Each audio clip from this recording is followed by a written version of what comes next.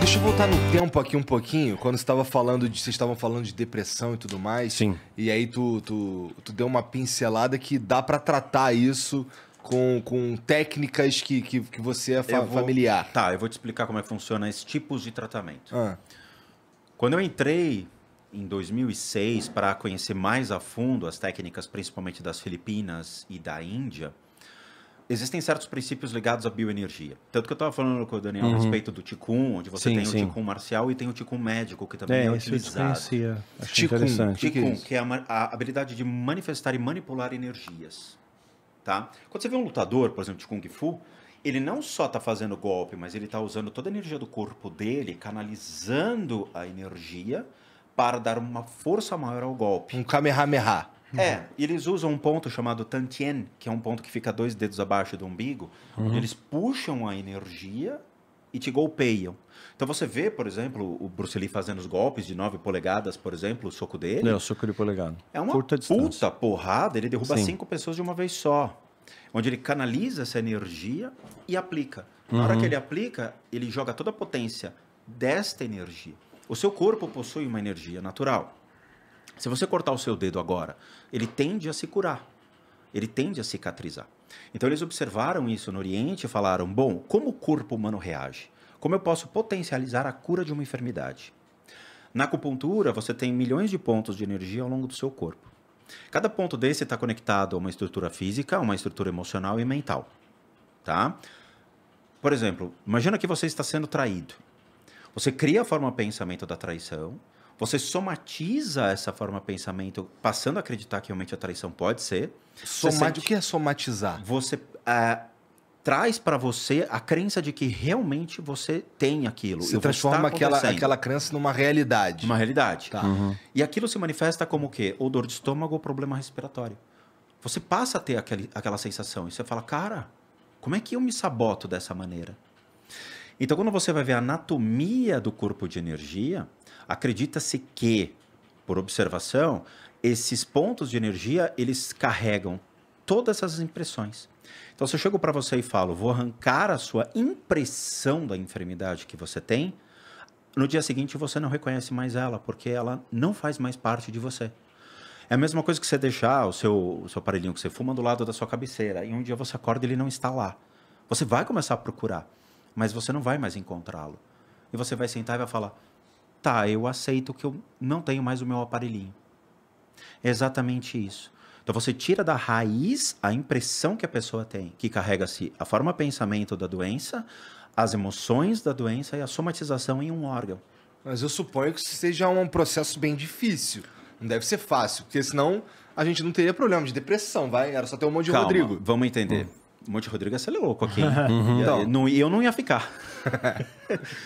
O que acontece é o seguinte, a grande maioria das enfermidades, a gente não sabe que elas existem, a gente só passa a acreditar nelas quando elas já estão no estágio muito elevado, e muitas pessoas querem estar doentes. Que querem atenção.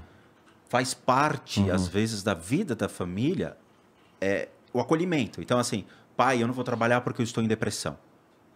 Aí ele passa a piorar a condição por uma questão de ficar sempre apoiado no próximo. Tá. Às vezes, ficar doente é um hobby. Tem pessoas que ficam doentes sempre e somatizam isso e passam a acreditar na sua doença como uma condição social de que eu preciso ter um amparo da sociedade, eu preciso ter um amparo da minha família e eu não quero mais encarar o mundo. Eu prefiro ficar trancado em casa e alguém me trazendo comida do que realmente passar a aceitar essa doença ou qualquer desequilíbrio e lidar com isso. Tem gente que tem vergonha de falar que tem. Tem vergonha. Então, você tem que entender essas condições do ser humano e ver qual é a melhor forma de tratá-lo. Eu trato as pessoas passivamente. Ou seja, a pessoa me contrata, ela nunca sabe quando vai ser tratada, ela não tem informação nenhuma. Vai chegar um dia que ela vai acordar e vai falar, cara, estou me sentindo estranho. Alguma coisa aconteceu. Abre o e-mail e tem um e-mail da Dani dizendo, hoje foi efetuado o seu tratamento. Eu tinha uma fila de espera de 1 ano. Para ser tratado por mim. Hoje a gente encurtou essa fila de espera para mais ou menos 1 a 2 meses. E mesmo assim ainda existe uma procura elevadíssima para essas possibilidades que eu estou ajudando as pessoas. Como tu fez para diminuir em 8 meses, Cara, 10 meses? Então, quando eu saí do hospital, eu vi que, obviamente, eu prejudiquei pessoas também. Falei, cara, tinha pessoas que precisavam de mim e eu não estava lá. Tinha pessoas que acabaram falecendo, Igor, e eu fiquei assim, mal. Porque eu falei, eu queria ter feito alguma coisa por essas pessoas, cara. Mas eu estava mal. Eu fiquei em recuperação durante 2 meses ainda. E eu falei, eu preciso me recuperar rápido porque tem pessoas que precisam de mim. E aí eu comecei a falar para a Dani, vamos tratar mais e mais. Então a gente começou a tratar, tipo, eu trato de madrugada as pessoas. 10 horas da noite, 11 horas da noite eu estava tratando e terminava às 6 horas da manhã. E às vezes eu tinha pacientes que estavam no Oriente, Japão, ou às vezes em outro lugar, e eu tinha que me adaptar ao horário do cara. Então eu passei a atender de tarde também. Então eu comecei a me desdobrar para conseguir ajudar essas pessoas da mesma maneira que eu também precisava de ajuda. Então eu fui compensando. Eu absorvo energia, eu projeto energia, mas eu também sou o que está sendo tratado simultaneamente. Essas técnicas que eu trabalho, por exemplo, você vê essas técnicas que você falou, Jorei e tudo mais, elas absorvem pouquíssimo nível de energia. A técnica que eu atuo, que eu trabalho, que são um conjunto de várias técnicas, eu absorvo 5 vezes mais. Então justifica-se. Não, brincadeira, mas assim, você vira um foco muito grande de absorver e projetar, absorver e projetar. E a clarividência, que é a habilidade de ver através dos corpos e dos pontos de energia, me facilitam. Porque você consegue ver as relações da doença, da enfermidade do indivíduo. Como no caso da depressão, como ela se forma e como ela surge. Então eu consigo agir sobre você, Mastral, fazendo com que esse seu ponto, onde carrega essas percepções ainda, sejam anuladas. Por quê? Imagina que seu ponto de energia é exatamente assim. Aqui é como se fosse as ditas flores ou formas que eles veem geométrica, como se fosse uma rosa. E forma um roda-moinho. E que vai pela raiz e se conecta ao órgão. Isso aqui é a bioenergia que eles veem na China, na Índia, nas Filipinas, no Japão, e que eles vão buscar tratar. E todo esse ponto está repleto de energia ruim, ou lodo energético. Na hora que eu começo a agir, eu faço uma inserção nisso e eu derramo esse lodo e faço com que toda essa origem da enfermidade seja retirada. Então, o que eu faço, também análise quantitativa e qualitativa, as pessoas falam, cara, eu acordei procurando a minha doença e não achei. E dão um relato no canal. E eles mandam um vídeo falando, cara, eu não sei o que aconteceu. Eu estou tentando achar minha depressão em casa, eu não sei cadê. Existe um outro contraponto.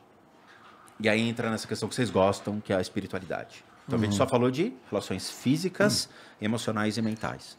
Mas será que existe algo espiritual que afeta uma pessoa? Em termos de doenças e enfermidades? Covid, por exemplo. Covid, será que isso é um demônio do Covid? Ia ser legal se tivesse o demônio do Covid. Infelizmente não. Exatamente, não Escapou existe. do laboratório de propósito. Você acha que foi laboratório? Sim, acho que sim.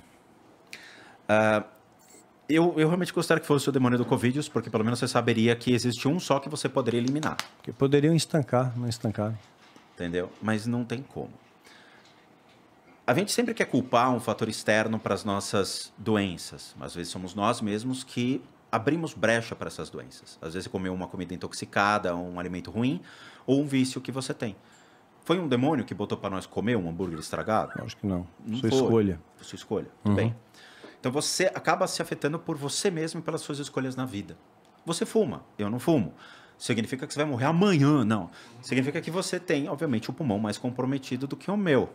Talvez com o Covid hoje, não, Mas seja pau a pau, mas fumar, assim, me traria um problema psicológico? Não, psicológico vai causar uma dependência psicológica. Não, tá, mas... mas... tem um vício. Mas me sentir um merda. Não. Tá.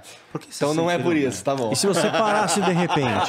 Eu posso... Se você parasse de repente, não ia ter uma abstinência? Hã? Sei lá, se parasse de repente, você não ia sentir uma abstinência? Cara, eu tenho uma... Graças a Deus, Você acha que controla isso? Não, eu tenho uma certa facilidade para não fumar. Eu já fiz isso antes, sabe? Sim. Então, não tô dizendo que eu não vou sentir, que eu não vou deixar Sim. sentir vontade do dia pra noite, não é isso? Claro. Mas assim, nesse ponto eu acho que eu consigo, eu me viro, Tá. sabe? Se tiver que parar, assim, é porque assim, se alguém me convencesse que isso aqui realmente tá me fazendo muito mal, eu seria capaz de Chama-se parar. chapa do pulmão. Chapa. Tá, vou fazer uma chapa do pulmão. Se tiver uma merda, eu paro. Combinado. Exato. Mas vamos lá, eu não ligo que você fuma, não me lembra afeta a que eu tenho vida. um detalhezinho importante para colocar. Deixa ele terminar a sua conclusão, não vou te atrapalhar não. Terminei. Agora, a sua pergunta é, existe um fenômeno, um fator espiritual que me obriga a fumar? Da outra vez que a gente conversou, Sim. Eu vou te explicar o porquê. Vamos lá. Dentro do budismo, eu sou praticante do budismo, de uma das tradições chamada Vajrayana, tá? Que seria um budismo mais místico. O que você vai na livraria, vai ver, é um budismo de autoajuda. Mas é legal, vale a pena para as pessoas entrarem. Mas ele foi transformado ou ele já tem isso como raiz? Quer dizer, Siddhartha Gautama já estabeleceu isso desde o princípio? Foram adicionados. Foram adicionados. Okay. O Siddhartha, na verdade, surge o budismo de uma maneira muito mais legal do que você imagina. Tem um livro que fala sobre a origem do budismo.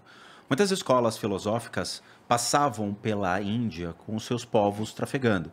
Então você tinha povos pré-védicos, você tinha os povos Yogacara, Madhyamika, que foram escolas filosóficas que discutiam essa questão de quem é o ser humano. Para onde nós vamos? Existe reencarnação? Não existe reencarnação? E o Siddhartha participava muito desses discursos, e ele gostava disso. E ele pegou vários apontamentos de diversas escolas e falou, pô, gostei disso tudo. Vamos criar realmente um princípio baseado nisso e passar para essas pessoas. E ele trafegava, ele andava realmente do norte da Índia e ele morreu no meio da Ásia, ele morreu por uma intoxicação alimentar. Ele foi comer uma comida, estava estragada, ele morreu realmente por uma intoxicação. E aí todos os seus fiéis olharam e falaram, ih, fudeu, o que a gente vai fazer? Vamos fazer um processo de cisão. Então você cria uma escola e a outra.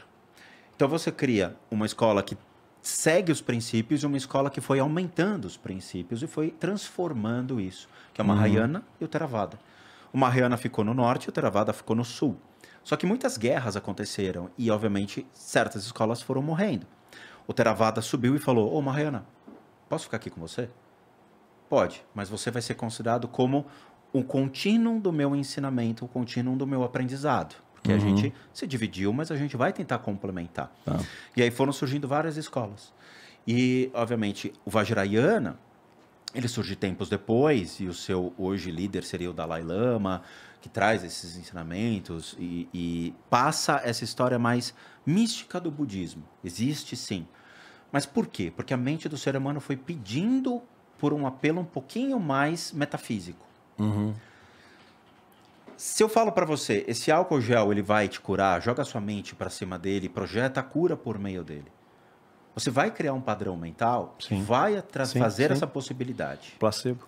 Tá? Em alguns casos funciona. Então, um pescador chegou pro Siddhartha e falou, pô, cara, o que você faz é muito legal, mas eu vou precisar de várias e várias e várias vidas para chegar até onde você chegou. Aí o Siddhartha olhou para um de seus discípulos, né? Ele tinha Manjurishi como discípulo, e falou, tinha Samantabhadra, e falou, ó, criem métodos hábeis e mecanismos rápidos para que as pessoas consigam atingir benefícios nesta vida.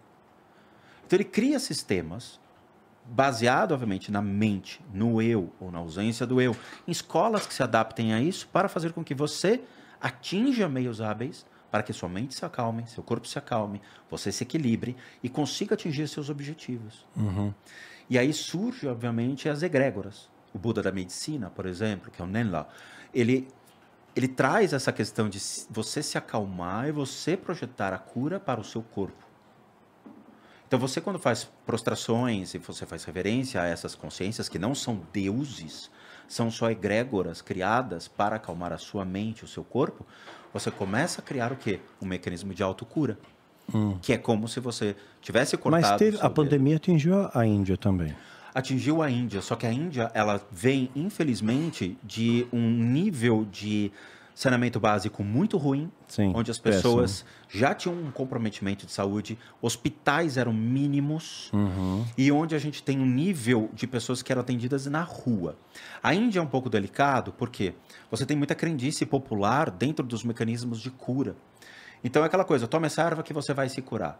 Só que você está falando sobre um vírus que ele não tem limite, ele vai agir sobre você dizendo, opa, é festa aqui dentro, e vai consumir você de uma maneira extremamente elevada. Então a Índia foi tomada por mais uma das suas enfermidades mediante a todas aquelas que já cometeram a Índia.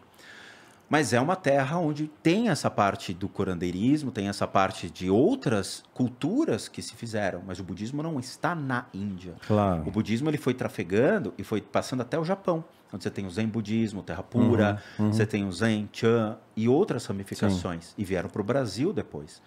O Zen surge no século XIII. O tibetano mesmo, ele vai ser do século III, século V. E outros mais antigos. A gente está falando 3.000 anos atrás. Antes de Cristo até. Então você já tinha vida antes de Cristo, viu, gente? Que tem gente que acha que não existia. Tinha os sumérios, criaram a primeira forma de escrita, os cuneiformes. Sensacional, até hoje. Tecnologia deles impressionante. De ponta.